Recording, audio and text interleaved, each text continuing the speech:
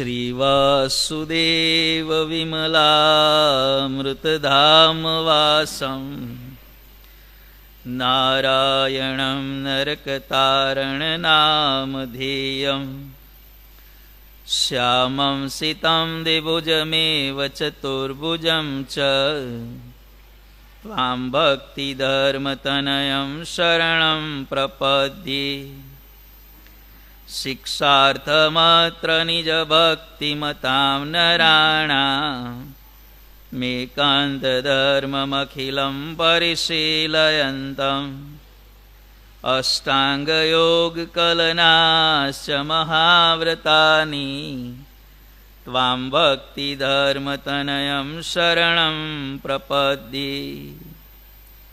श्री अक्षरधामाधिपति पूर्णपुरुषोत्तम श्री स्वामीनारायण बापा भगवते नमो नमः।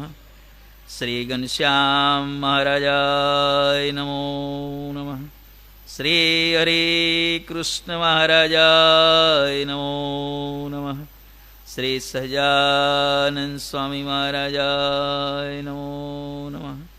श्री बापा श्री भगवते नमो नमः।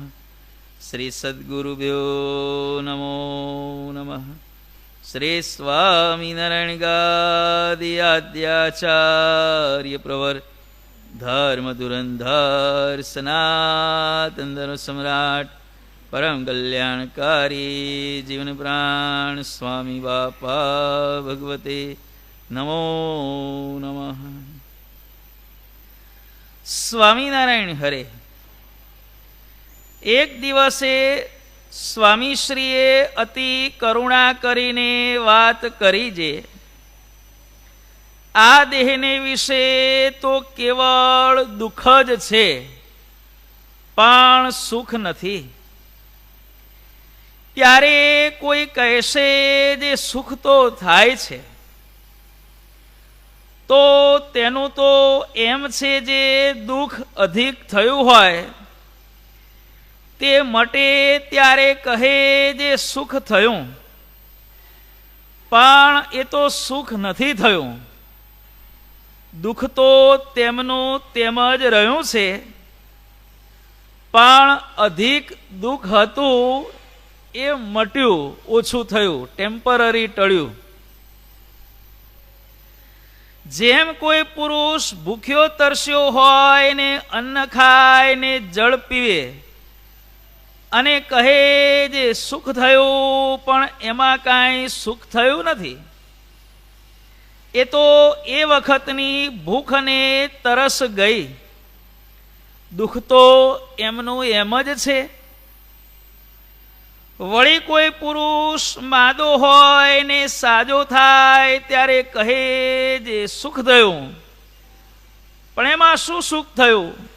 ફરીથી બીમાર પડવાના છો કે નહીં? પડવાના જ છીએ.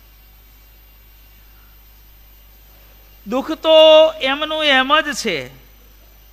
એ તો અધિક દુઃખ થયું હતું તે મટ્યું છે. સુખ તો ત્યારે થાય જ્યારે પંચ વિષયની જે વાસના છે તેને ટાળીને પુરુષોત્તમ રૂપ થઈ શ્રી સ્વામિનારાયણ ભગવાન તેમની મહાત્મ્ય સહિત નિષ્કામ ભાવે પ્રેમ લક્ષણા ભક્તિ કરે ને અતિશય હેત કરે. જેમ કામીને મનગમતી સ્ત્રીમાં ને લોભીને ધનમાં જેવું હેત છે તેવું શ્રીજી મહારાજને વિશે હેત કરવું. એવી રીતનો ભક્ત જ્યારે દેહનો ત્યાગ કરીને ભગવાનના સાધર્મ્યપણાને પામીને અવતારના અવતારી એવા જે ભક્તિ ધર્મના પુત્ર શ્રી સ્વામિનારાયણ ભગવાન તેમની સેવામાં રહે છે ત્યારે સુખ થાય છે. પણ તે વિના તો જેમ જેમ અધિક સંપત્તિને પામે છે તેમ તેમ અધિક દુઃખને પામે છે. તે ઇન્દ્રથી લઈને મહાપુરુષને ઐશ્વર્યાર્થી પર્યંત જેમ જેમ ઐશ્વર્ય અને મોટપને વધુ પામે છે તેમ તેમ અધિક દુઃખને પામે છે. પણ સુખ તો એક શ્રી મહારાજની મૂર્તિ સિવાય બીજે ક્યાંય પણ નથી. અહીંયા ગોપાળ બાપા કેવળ કૃપા કરીને આપણને વાત સમજાવે છે કે દેહને વિશે તો કેવળ દુઃખ જ છે. શા માટે? એનું કારણ શું? દેહને વિશે દુઃખ છે એનું કારણ શું? તો માયાને કહેવામાં આવી છે દુઃખદાયી,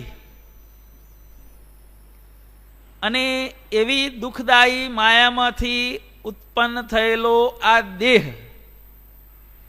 એ હંમેશા દુઃખદાયી જ હોય. માયા છે જીવને અહમ્મત્વ કરાવનારી છે, જન્મ મરણને પમાડનારી છે, ગર્ભવાસને નરક 84ના દુઃખોનું કારણ છે. એવી પ્રકૃતિમાંથી 24 તત્વો ઉત્પન્ન થયા, 57નું ટોળું થયું, અને 57ના ટોળામાંથી 24 તત્વમાંથી આ શરીરનું નિર્માણ થયું. દુઃખદાયી એવી માયામાંથી ઉત્પન્ન થયેલું આ શરીર, એમાં સુખ કઈ રીતે હોઈ શકે? કારણ કે ઉત્પન્ન કરનાર હોય એમાં જેવા લક્ષણ હોય એવા ઉત્પન્ન થનારમાં આવે.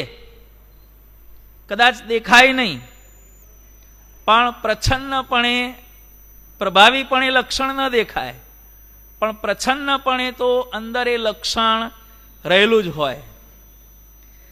જેમ મા બાપ થકી પુત્રની ઉત્પત્તિ થાય, પુત્રની ઉત્પત્તિ પુત્રીની ઉત્પત્તિ થાય, પણ આપણે જોઈએ છીએ કે ભાઈ પિતાના અમુક લક્ષણો પુત્રમાં દેખાય છે, અમુક લક્ષણો નથી દેખાતા. તો શું એ લક્ષણો એના સંતાનમાં નથી? છે, પણ દેખાતા નથી. ડીએનએનું ચેકિંગ કરાવો તો જેટલા મા બાપના લક્ષણ ને અપલક્ષણ હોય એ બધાએ એના સંતાનની અંદર હોય. આ ડીએનએ સાયન્સનો નિયમ છે, જીનેટિક એન્જિનિયરિંગ વાળા કહે છે. પણ ડીએનએની અંદર એવી વ્યવસ્થા છે કે પિતાના 50 સારા લક્ષણ છે એ 50 એના સંતાનોમાં આવશે, પણ એમાંથી 25 દેખાશે અને 25 બેંકના લોકરની અંદર, 25 નહીં દેખાય. 50 અપલક્ષણોમાંથી 25 અપલક્ષણ સમયે સમયે દેખાશે, 25 નહીં દેખાય. પછી એ બધો વારસો એના સંતાનમાં જશે ત્યારે કયા લક્ષણો પ્રગટ કરવા અને કયા લક્ષણો દબાવી રાખવા એ ભગવાન નક્કી કરશે. જુઓ, ઘણા કે ભગવાન શું કરે? ભગવાન આ કરે. લક્ષણ બધા હોય, પણ અમુક લક્ષણો દબાયેલા રહે, એ નવી પેઢીમાં દેખાય. ત્યારે આપણે કહીએ કે પિતાનો સ્વભાવ જુદો હતો, આની અંદર દાદાનો સ્વભાવ આવ્યો. તો દાદાનો સ્વભાવ ક્યાંથી આવ્યો? એનામાં એને દાદાએ પેદા કર્યો છે? દાદાએ પેદા કર્યો નથી, ઉત્પન્ન કરનાર પિતા જ છે. તો એ પિતાની અંદર પણ ગુપ્તપણે લક્ષણો હતા, એ આનામાં પ્રભાવી થયા. પ્રભાવી અને પ્રચ્છન્ન બંને જાતના લક્ષણો હોય છે.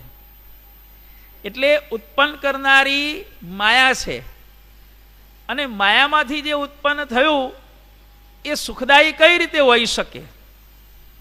જેમ આ કોઈકનો લગ્ન પ્રસંગ હોય ને, ત્યારે વરરાજા બહુ કાળો હોય ને, તમે કદાચ આ લગ્નના ગીતો તમે અમુક સાંભળો ને, એમાંથી શીખવાનું મળે. પોઝિટિવ થિંકિંગ હોય ને. વરરાજા કાળો હોય ને તો કન્યા પક્ષવાળા શું ગાય ખબર છે? તારી માએ જાંબુ ખાધા, જાંબુ ખાઈને જણ્યો રે, એટલે તું આટલો કાળો મેશ. આવું ગીત આવે છે ભાઈ લગ્નની અંદર, ઘણી જગ્યાએ સંભળાય છે. તારી માએ ગર્ભ અવસ્થા દરમિયાન આવી સિઝન ચાલતી હોય, મોટા મોટા જાંબુ આવતા હોય, નાની ટમેટી જેવડા, ટમેટા છે ટમેટી જેવડા, અને જોઈને આમ મન મોહ પામી જાય. સર્વરસયુક્ત એવું ફળ આપણે આવ્યું હતું ને વચ્ચે કથામાં, 6 પ્રકારના સ્વાદ: મધુર, અમ્લ, લવણ, તિક્ત, કષાય ને કટુ. કેરી જોઈને તમે અનુમાન કરી શકો કે ખાટી હશે કે ગળી હશે. જાંબુને જોઈને તમે અનુમાન ન કરી શકો, કારણ કે ગળ્યું પણ નીકળે, કડવું પણ નીકળે, તીખું પણ નીકળે, તુરું પણ નીકળે, ખાટું પણ નીકળે, બધી જાતના સ્વાદ એમાં રહેલા છે. અને પછી એમાં મન મોહ પામી જાય અને ખાય એટલે ઉત્પન્ન થનાર બાળકની સ્કિન કેવી થાય? એ પણ કાળી થાય. આ પણ કહેવામાં આવે છે. બહુ ધોળો વરરાજા હોય તો બહેનો બધી ગાતી હોય, ધોળિયા ધુતારા અને કાળિયા બધા કપટી. આ વચલાવાળા આપણે ઇન્ડિયાવાળા હારા બધા, સમજ્યા ભાઈ? ધોળિયા ધુતારા અને કાળિયા કપટી, વચલેવાળા હોય એની ક્યાંય ગણતરી ન થાય. એટલે ગોપાળ બાપા કહે છે કે માયામાંથી આ દેહ ઉત્પન્ન થયો છે. જગતની વ્યાખ્યા પ્રથમના 32માની ટીકામાં બાપાશ્રીએ સમજાવી છે કે ભાઈ આ જગત જગત બધું કરે છે, તો જગત એટલે શું? જગત એટલે શું? ત્યારે બાપાશ્રી કીધું જગત એટલે ઇંગ્લેન્ડ, આફ્રિકા, ઓસ્ટ્રેલિયા, જાપાન, જ્યાં આપણે ભવિષ્યમાં કોઈ દાડો પગ મૂકવાનો જ નથી, એને જગત ના કહેવાય. જગત કોને કહેવાય? દેહ અને દેહને લગતી જેટલી બાબતો છે એ જ જગત છે. આપણી દુનિયા કેટલી છે? 50% અહમતા અને 50% મમતા, આટલામાં આપણી દુનિયા છે. Body and related to body, that is the જગત. આ જગતની વ્યાખ્યા છે. શરીર અને શરીર સંબંધી, એમાં આપણા સગાવાલા આવી ગયા, આપણી જે ચીજ વસ્તુઓ કાયમ આપણે વાપરતા હોઈએ, પર્સનલ વસ્તુ આવી ગઈ, બધું આવી ગયું અંદર. દેહ અને દેહના લગતું જેટલું કંઈ છે એને જગત કહેવામાં આવ્યું છે. હવે આ જગતની અંદર એમાં સુખ ક્યાંથી હોય છે? ક્યારે સુખ થયું કહો હાલો? બહુ ભૂખ લાગી, ખાઈ લીધું.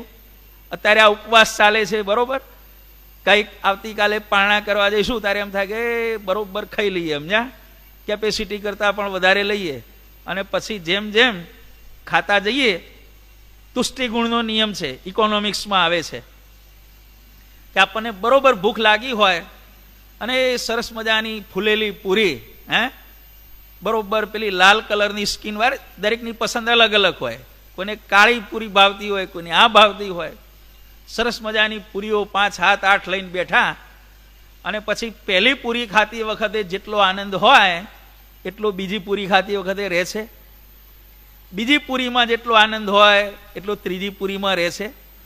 અને જ્યારે કેપેસિટી પૂરી થાય ત્યારે આપણને એમ થાય કે ચાલો આ તો વધારે લઈને બેઠા. પારણામાં હંમેશા આવું થાય. ઘણી વાર આપણને એમ થાય કે આખું બ્રહ્માંડ એકલો જ ખાઈ લઉં, એટલી બધી ભૂખ લાગી હોય.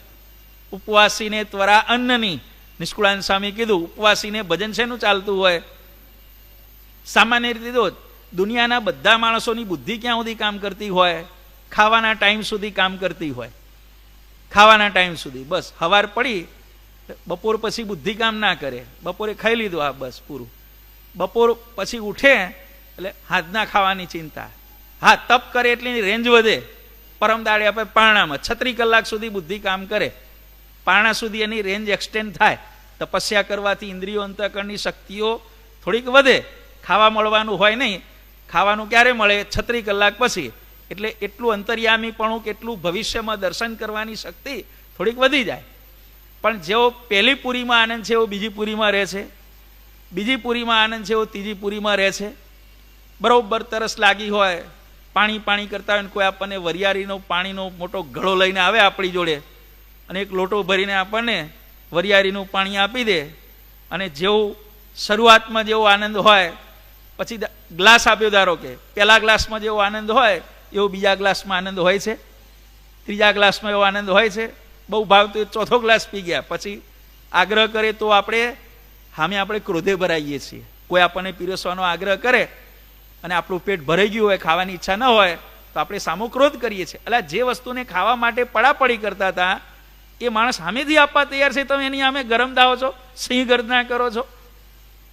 કેમ? કે માયાની અંદર ખરેખર સુખ નથી. ટેમ્પરરી ભૂખ લાગી હતી, ખાધું એટલે 4, 6 કે 8 કલાક સુધી એની નિવૃત્તિ થઈ. પણ પછી ક્યાંક પ્રસંગમાં ગયા હોઈએ ને આપણા સગાવાલાઓએ આપણને બહુ જ આગ્રહ કરીને જમાડ્યા. એટલું બધું ખાઈ લીધું, એટલું બધું ખાઈ લીધું કે કદાચ આપણી જોડે સ્ટેમ્પ પેપર લાવવામાં આવે અને સહી કરાવવામાં આવે, લખાણ લખ્યું હોય, હવે હું કોઈ દાડો આખી જિંદગી ખાવાનો નથી, કદાચ આપણે સહી કરવા પણ તૈયાર થઈ જઈએ, કારણ કે એટલું બધું ખાધું હોય કે હવે આખી જિંદગી ખાવું પડશે નહીં. પણ 4, 6, 7, 8 કલાક થાય.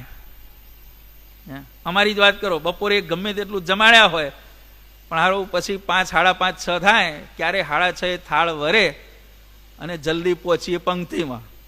સાંઈ બાપાના આશીર્વાદમાં આવે છે ને, ભાસ્કરાનંદ સ્વામીની વાત આવે છે, મહારાજે શાકોત્સવ કર્યો, બધાને શાક જમાડ્યું, લાડુ જમાડ્યા, બધું બરોબર એવા તૃપ્ત કર્યા, પણ હાજ પડી એટલે સંતો કે મહારાજ ભૂખ લાગી છે. એટલે બપોરે આટલું બધું ખબર, બપોરની બપોર વાત પૂરી થઈ ગઈ, માર્ચ એન્ડિંગ પતી ગયું, ગઈ તેથી બ્રાહ્મણ પણ વાંચે નહીં. હાથની વાત કરો, આપણે સાંજની શું મેટર છે?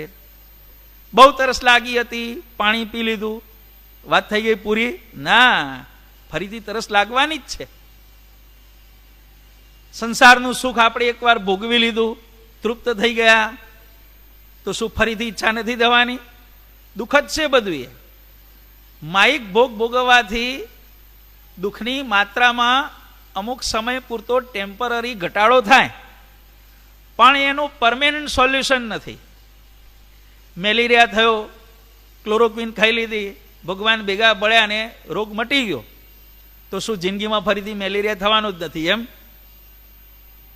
થવાનો છે કે નથી થવાનો? થવાનો જ છે. એવું વાતાવરણ આવશે, એવા સંજોગો આવશે, મચ્છરો થોડાક વધારે આપણું લોહી પીશે અને એમાં જંતુ ગરી ગયા, થવાનો જ છે. એટલે જે કંઈ ઉપાય કરવામાં આવે છે સુખ માટેના, દુનિયાના તમામ જીવો જે સુખ માટેના ઉપાયો કરે છે, એ બધાય સુખના ઉપાયો એને કારગત કેટલા નીવડે છે? અમુક સમય પૂરતા જ કારગત નીવડે છે. પાણી પી લીધું 4 કલાકે 6 કલાક, ખાઈ લીધું 6 કલાકે 8 કલાક, બીજું કંઈ કામ કરી લીધું અમુક સમય પૂરતું, પણ વળી પાછું દુઃખ તો ઊભું ને ઊભું જ છે. એટલે દેહને સુખ થાય એવા પ્રયત્નો, હા, શરીરને આપણે ભગવાનના નિયમમાં રાખી, આહાર વિહાર યુક્ત રાખી અને સારી રીતે ભગવાન ભજી શકાય એવી સ્થિતિમાં રાખવું જોઈએ. પણ હું દેહને બહુ આળપંપાળ કરીશ કે બહુ આમ કરીશ તો પછી મને સુખ થઈ જશે, એ તો એની મૂર્ખાઈથી વિશેષ બીજું કાંઈ જ નથી. તમે જુઓ, માણસો પોતાના શરીર માટે કેવા કેવા પ્રયત્નો કરે છે, કેવી કેવી બધી દવાઓ ખાતા હોય છે. ગળપણમાં 75-80 વર્ષે પણ જુવાન રહેવા માટે માણસો કેટલું મથતા હોય છે, મથે છે ને. તમે જુઓ, પૂર્વે બધા અમુક અસુરો કે અમુક માણસો જ્યારે તપ કરતા ત્યારે ભગવાન પ્રત્યે વરદાન માગતા. શું વરદાન માગતા? મને અમરત્વ આપો. ત્યારે ખુદ ભગવાન એને કહેતા, બ્રહ્માજી એને કહેતા, એટલે હું અમર નથી, જે વસ્તુ મારા ઇન્સ્ટ્રુમેન્ટમાં નથી અને તું કે તમારો ડેટા ટ્રાન્સફર કરો, પણ ડેટા મારામાં તો હોવો જોઈએ ને. તારે જે ડેટા લેવો છે એ ડેટા મારા જ ઇન્સ્ટ્રુમેન્ટમાં નથી, મારા સર્વરમાં જ નથી, તો હું તને કઈ રીતે આપું? પછી વિકલ્પો આપતા કે ભાઈ અમુક ખાંચો રાખ, આ રીતે મારું મૃત્યુ થાય. પછી ખાંચા સાથે એની અરજી મંજૂર થતી, પણ અમરત્વની મંજૂરી કોઈને પણ મળી નથી. ત્યારે કોઈને એમ થાય કે 8 ચિરંજીવીઓ કહેવામાં આવે છે. 8 ચિરંજીવીઓ ખરા, પણ ક્યાં સુધી? બ્રહ્માંડની આવરદા પૂરી થાય ત્યાં સુધી. બ્રહ્માંડ જ નથી રહેવાનું તો બ્રહ્માંડમાં રહેલા આ ચિરંજીવીઓ પણ ક્યાં જશે? ધ્રુવના તારા સુધી તો પાણી ભરાઈ જાય છે. એટલે દેહના સુખને માટે પ્રયત્નો કરવા એ જીવની મૂર્ખાઈ છે. હા, એ વસ્તુ સાચી, શરીરમ આદ્ય ખલુ ધર્મ સાધનમ. કવિ કાલિદાસે કુમાર સંભવની અંદર લખ્યું છે કે ભાઈ શરીર છે એ સંસાર સાગર તરવા માટે નૌકારૂપ છે. ભરતખંડમાં મનુષ્યનો દેહ છે એ મોક્ષનું સાધન છે, બરોબર છે. પણ એ શરીર પાસે આપણે ભગવાનની આજ્ઞા, એનું પ્રવર્તન કરાવવાનું કામ આપણે આપણા શરીર જોડે કરાવીએ તો એ શરીર જીવાત્માના મોક્ષ માટે થાય. પણ પછી લૌકિક બાબતોમાં જ આપણે મથ્યા કરીએ તો એ વસ્તુ આપણને ક્યારે સુખદાયી થવાની? એટલે સુખ ક્યાં છે? ગમે તેટલું સુખ ભોગવ્યા પછી પણ અંતે તો કોઈને પણ સંતોષ થાય છે. 5 કલાક સુધી મોબાઈલમાં વિડીયા જોયા, યુટ્યુબ જોયા, ઇન્સ્ટાગ્રામ, વોટ્સએપ, ફેસબુક બધું તપાસ્યું, બરોબર, આંગળી ગહ ગહ કરી, હે, પણ કોઈ દાડો એમ થયું છાશ ચાલો આજે 5 કલાક સુધી મોબાઈલ મચેડ્યો, હવે બરોબર મજા આવી. જો ઊંઘ પણ નથી આવતી. 5 કલાક મોબાઈલ મચેડ્યા પછી જો ખરેખર જીવાત્મામાં આનંદ આવતો હોય તો રાત્રે 2-2:30 વાગે કે 3 વાગ્યા સુધી, જ્યાં સુધી બધા ઓનલાઈન રહેતા હોય તો 3 વાગે હુવો ત્યારે પણ ઊંઘ તો આવી જોઈએ ને, નથી આવતી. આખી રાત ઊંઘ નથી આવતી. અને રાતની ઊંઘ પછી દિવસે ગમે ત્યારે ખેંચી લે પછી, કારણ કે હિસાબ તો માગે શરીર. સુખનો અનુભવ ક્યાં છે કહો? જૈગી સવ્ય ઋષિ નામના એક મુનિની વાત આવે છે. 10 મહાકલ્પનું જ્ઞાન હતું. કેટલાય વર્ષોથી, લાખો ને કરોડો વર્ષની એમની આવરદા હતી. એમને પૂછવામાં આવ્યું સુખ તમે ક્યાં દીઠું? તો ક્યાંય નહીં કે આટલી આવરદામાં મેં ક્યાંય સુખ દીઠું નથી. ખુદ આપણી જ વાત કરો, 75-80 વર્ષે ઠીક છે ભગવાનની ભક્તિ કરી હોય, સત્સંગ કર્યો હોય, ભગવાનની આજ્ઞા પાળી હોય એ વસ્તુ અલગ છે. પણ આ તમે સંસારની અંદર પૂછો કે દાદા તમે 80-85 વર્ષ જીવ્યા, તમે જિંદગીમાં શું હાલ વાળ્યો, શું સાર કાઢ્યો? અલ્યા મારા 85 વર્ષ પાણીમાં ગયા, હે, 5 વર્ષ આમ થયો, મારા બાપે ભણાયો નહીં, મારા ભાઈઓએ મને ટેકો ના કર્યો, મારી બેને મને આમ કર્યું, મારા ભાઈબંધોએ આમ કર્યું, મારા ભાગીદારોએ આમ કર્યું ને, પછી મારા છોકરાઓએ આમ કર્યું ને, હારી બાયડી એવી અવરચંડી ભંગાર મળીને, પેલી બાયડી કે મને ધણી એવો મળ્યો, હે. આવી બળાપામાં ને બળાપામાં 80-85-90 વર્ષની ઉંમર થાય, ભગવાન બજ્યા હોય તો થોડી શાંતિ રહે, પણ નકરી દેહની આળપંપાળ કરી હોય તો એવા લોકો પણ છેલ્લે તતઃ કિમ કરીને છેલ્લે મૃત્યુ પામે છે. એટલે શરીરમાં સુખ શું છે કહો? ક્યાંય નથી. શરીરમાં સુખ ખરું ક્યારે? ભગવાનની આજ્ઞા પ્રમાણે વર્તવામાં આવે, સત્સંગ કરવામાં આવે, ભક્તિ કરવામાં આવે, નવદા ભક્તિનું અંગ હોય, ભગવાનમાં સ્નેહ કેળવાયો હોય તો જીવન શાંતિથી જાય. પણ ક્યારે એ સુખ ક્યારે મળે છે? ભગવાન અને મોટાને વિશે જોડાવાથી. જેટલું ભગવાનથી દૂર જવાય, મહારાજે પંચાળાના પહેલામાં કીધું કે આ મશાલ બળે છે એમાં પ્રકાશ છે, પણ જેટલા આપણે મશાલથી દૂર જઈએ એટલો પ્રકાશ ઘટતો જાય. જેમ પ્રકાશ મશાલમાં રહ્યો છે એમ સુખ ભગવાનની મૂર્તિમાં રહ્યું છે. જેટલા ભગવાનની સમીપમાં જઈએ એટલો પ્રકાશ, અગ્નિ એ બધું એ નજીક જવાથી એનો અનુભવ વધારે થાય. પણ જેટલા જેટલા આપણે દૂર જઈએ એટલી પ્રકાશની ગરમી કે એનો જે લાઇટ આવવું જોઈએ એ લાઇટ બધું જેમ જેમ દૂર જાઓ એમ ધીરે ધીરે ઓછું થતું જાય. જેટલું ભગવાનની સમીપમાં જવાય એટલી સુખ સામર્થ્યને પ્રકાશ વધે છે. ભગવાનથી જેટલું દૂર જવાય એટલી સુખ સામર્થ્યને પ્રકાશ જીવાત્માની હંમેશા ઘટે છે. સ્વામિનારાયણ હરે. સદગુરુ શ્રી નિષ્કુળાનંદ સ્વામીએ રામાનંદ સ્વામીના ઐશ્વર્ય, પરચા, ચમત્કાર જોઈ અને એમને વિશે એમણે ભગવાનપણાની દૃઢ ભાવના કરી. અને આપણા શાસ્ત્રોમાં લખેલું છે, નામ યાદ નથી આવતા, 4 હરિભક્તો હતા. એક આ લાલજી સુથાર, બીજા મયારામ ભટ્ટ હતા, લગભગ મયારામ ભટ્ટ, ત્રીજા માંગરોળના ગોવર્ધન શેઠ, અને ચોથા લગભગ ઓલમોસ્ટ પ્રોપર ખ્યાલ નથી, પર્વતભાઈ અગતરાયના. કારણ કે દરેકને ભક્તિનું અંગ હતું. નિષ્કુળાનંદ સ્વામી વૈરાગ્યવાળા હતા, મયારામ ભટ્ટ નિષ્ઠાવાળા, બ્રહ્મચર્ય વ્રતમાં કુશળ હતા, પ્લસ સમાધિવાળા હતા, પર્વતભાઈ સ્થિતિવાળા હતા. દરેક પોતપોતાની લાઈનમાં સમજો કે ડબલ ગ્રેજ્યુએટ, પીએચડી લેવલના 4 આશ્રિતો હતા.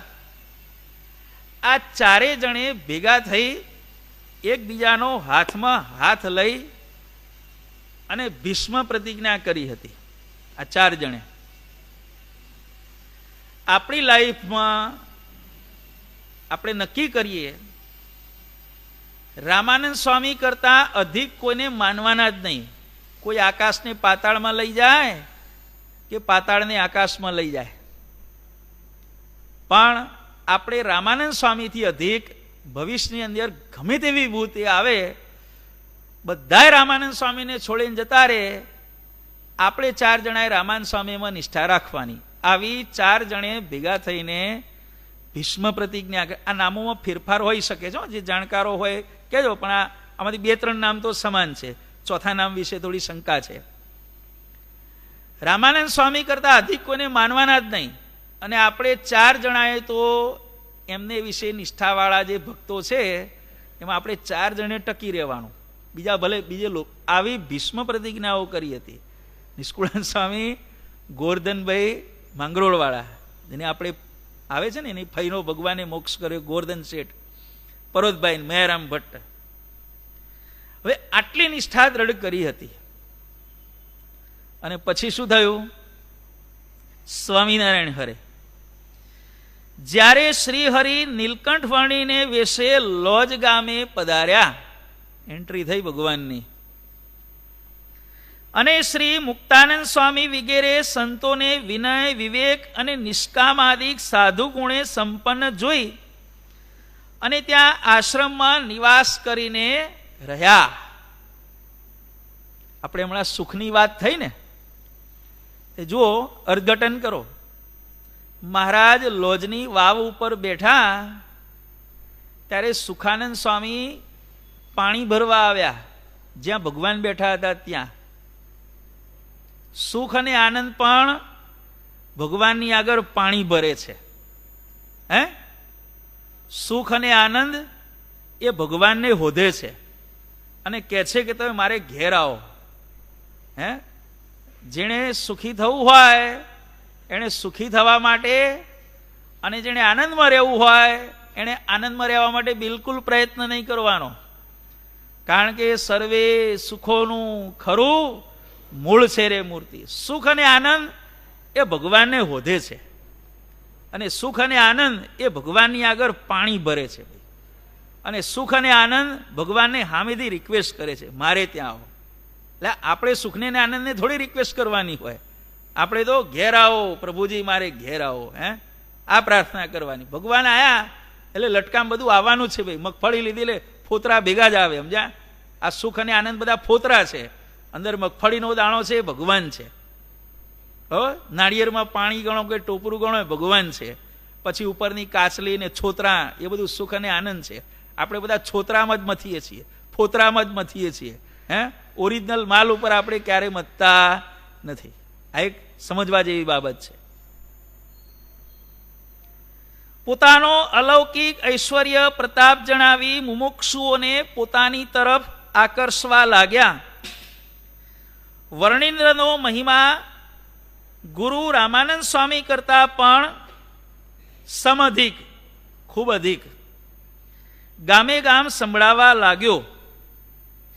અને એ સમયે રામાનંદ સ્વામીએ પોતાના સર્વ આશ્રિતોને આજ્ઞા કરેલી, જેણે જેણે મારા દર્શન કરવા આવવાની ઈચ્છા હોય, જે ભક્તને મારા દર્શન કરવા આવવાની ઈચ્છા હોય તો એમણે ભુજ ન આવતા લોજ નીલકંઠ વર્ણીના દર્શન કરવા માટે જવું.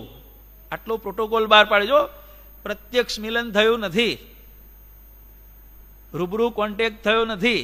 લૌકિક રીતે અંતર્યામી પણ જે હોય તે, પરભાવમાં જે હોય તે, પણ અવરભાવની રીતે જોઈએ તો કોન્ટેક્ટ. વિચાર કરો, ભગવાનનો પ્રૌઢ પ્રતાપ કેટલો હશે કે કોઈ પણ સંપ્રદાયના આચાર્ય, કોઈ પણ નવો સવો આવેલો, કોઈક પોતાની સંસ્થામાં આવેલી કોઈ નવી સવી વિભૂતિ, જેને હજી વર્તમાન ધરાવીને કે દીક્ષા આપીને સંસ્થાના સભ્ય તરીકે એમને સ્વીકારવામાં આવ્યા નથી. મંદિરમાં રાખ્યા પણ જેને સભ્ય તરીકે સ્વીકારવામાં આવ્યા નથી. આવી વિભૂતિ માટે સંપ્રદાયના કોઈ પણ આચાર્યે સંપ્રદાયની અંદર પોતાના આશ્રિતો માટે આટલો વટુકમ બહાર પાડ્યો? હે, કે ભાઈ મારા દર્શન કરવા નહીં આવવાનું. કોઈ કે, કોઈ આચાર્ય આવું ના કે મારા બદલે તમે આની જોડે જાઓ, કોઈ દાન ના કે. પણ ભગવાનનો પ્રૌઢ પ્રતાપ એટલો બધો હતો. આ જો ભગવાન કે સ્વામિનારાયણ ભગવાનને ભગવાન કેમ કહો છો? આ બધા એમની અજોડ વિશેષતાઓ છે બધી. લૌકિક રીતે કોન્ટેક્ટ ન થયો હોવા છતાં રામાનંદ સ્વામીએ આખા સત્સંગમાં વટુકમ બહાર પાડ્યો. હુકમ નહીં, વટુકમ બહાર પાડ્યો કે મારા દર્શન કરવા કોઈએ નહીં આવવાનું. જેને જેને મારા દર્શન કરવાની ઈચ્છા હોય એ તમે વર્ણી, નીલકંઠ વર્ણી પાસે લોજ જજો. અને બધાને ઘેર ઘેર સમાચાર આપવામાં આવ્યા. આખા સત્સંગમાં સ્પેશિયલ માણસોની વ્યવસ્થા કરી હતી રામાનંદ સ્વામીએ. કોઈ પણ ઘર બાકી ન રહેવું જોઈએ. અને એવા સમયમાં છતાં પણ લાલજી સુથાર લોજ ન જતા સ્વામીના દર્શને ભુજ ગયા. વર્ણિનના વધતા જતા મહિમાને સમાવવા આગ્રહ કર્યો ત્યારે સ્વામીએ તેમનો ભ્રમ નિવૃત્ત કર્યો. અહીંયા થોડું ટૂંકમાં લખેલું છે. નિષ્કુળાન સ્વામીને પણ સમાચાર આપવામાં આવ્યા હતા કે લાલજી સુતાર, આ બોલો ભાઈ, કોઈક સત્સંગી મેસેજ લઈને આવ્યા. અત્યારે વોટ્સઅપની જેમ તો સગવડ હતી નહીં કે ભાઈ ગ્રુપમાં કે છોડી મેલો, એમ છોડી મેલવા જેવી કે સગવડ નથી. એટલે માણસો બધાએ આવી રીતે સંદેશા વાહકો હતા. લાલજી સુથારને ઘેર પહોંચ્યા. રામાનંદ સ્વામીની આજ્ઞા છે. શું આજ્ઞા છે? તો કે તમને જ્યારે પણ રામાનંદ સ્વામીના દર્શન કરવા જવાની ઈચ્છા થાય ત્યારે તમારે ભૂત નહીં જવાનું. કેમ? ગુરુના દર્શન કરવાની ઈચ્છા થાય, ભૂત નહીં જવાનું. શું કરવાનું તારે? રામાનંદ સ્વામીના દર્શન કરવા જવાની ઈચ્છા થાય તો એને બદલે તમારે લોજમાં નીલકંઠ વાણીના દર્શન કરવા જવાનું. આવી ગુરુદેવની આજ્ઞા છે. નિષ્કુળાન સ્વામી કે સારું, વાંધો નહીં. પણ આવ્યું ને, 4 જણાએ ભેગા મળીને ભીષ્મ પ્રતિજ્ઞા કરી હતી. આપણે 4 જણાએ તો ટકી જ રહેવાનું.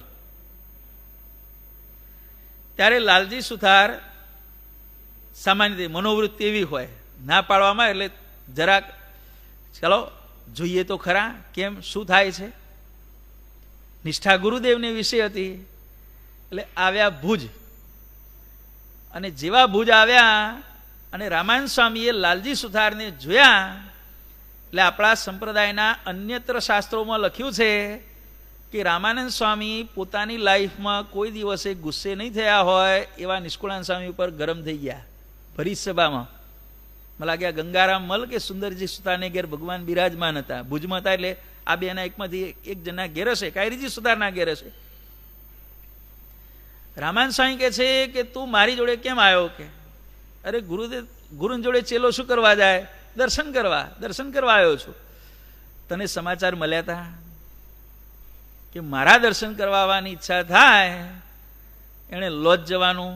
તને સમાચાર મળ્યા હતા? હા, સમાચાર મળ્યા હતા.